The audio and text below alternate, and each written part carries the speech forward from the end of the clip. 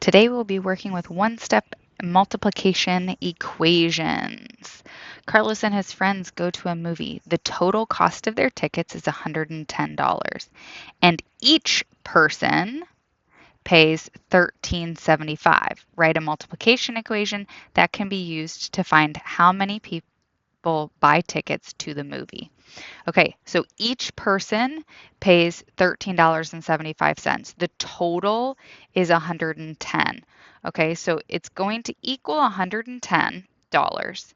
And then you have 1375 times however many people buy tickets. You can use X as your variable. You can use P as your variable for people, T for tickets, whatever you want. Okay, but remember, when you have a number and a letter next to each other, this is how we write multiplication in algebra now. Okay, so 1375 times however many people is going to equal the total cost of all the tickets, which is $110. Okay, let's try another one. A toy tester finds that a new battery operated car takes 1/3 hours to travel a mile.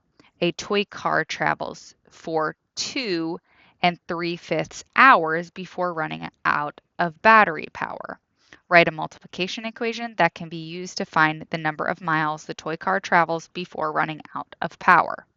Okay, so a car takes 1 1/4 hour to travel 1 mile. So per mile, okay, it's 1 1/3 hours. And the total number of hours is 2 3/5. So that's going to be my total. And then I'm taking 1/3 hours times the number of miles in order to get my total of 2 3/5. Okay, so 1/3 hours times however many miles in order to get a total of 2 3/5 miles or hours. Okay. Okay. And then each package of flour a baker has contains 17 cups of flour. The baker uses a total of 76.5 cups of flour to make cakes in one day. Write a multiplication equation that can be used to find how many packages of flour the baker uses to make cakes. Okay, each package of flour has 17 cups. Okay, so 17 per cups per package, and we have a total of 76.5 cups of flour. So 17 cups times however many packages is going to equal a total of 76.5 cups of flour. And let's come down and solve some of these. Okay, so just like we did with addition and subtraction of equations, we are going to use inverse operations. Okay, remember inverse means opposite. Okay, and the opposite of addition was subtraction. The opposite of subtraction was addition. Multiplication, the opposite is division. Okay, and then the opposite of division then is multiplication. So we're going to be working right here with the opposite of multiplication is division today, because remember, when we have numbers and letters next to each other, this means multiply. Okay, so we are going to use the opposite of that in order to solve. Okay, so here we have 14 equals 17b. We're going, 7 is being multiplied by b, so we are going to do the opposite. We're going to divide by 7. Okay, and whatever you do to one side, you have to do the other, because remember, we need to keep it balanced. That equal sign means both sides are equal, so they're balanced. Okay, and 7 divided by 7 is 1b, or just b. And then 14 divided by 7 is 2. So 2 equals b here. And we can check our solution by 14 equals 7 times 2. And since 7 times 2 is 14, this is correct. Okay, try another one just like that. 8f equals 40.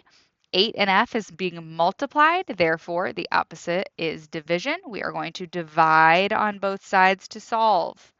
Okay, 8 divided by 8 is 1, so we are left with 1f, or just f, equals, and then 40 divided by 8 is 5. Okay, f equals 5. All right, and then we can double check our solution. 8 times 5 equals 40. That is correct, so we are correct. Okay, same exact process when you are using fractions and decimals. You're just doing it with fractions and decimals. So 3/4 is being multiplied by z, which means we are going to divide by 3/4. Divide by 3/4 on both sides. Okay, 3/4 divided by 3/4 is still 1. Okay, z, so we get 1z equals, and then when we divide, we can use your calculator there, or we can remember we have multiply by our reciprocal. So we have 4/7 times 4/3. Okay, and then 4 times 4 is 16. 7 times 3 is 21.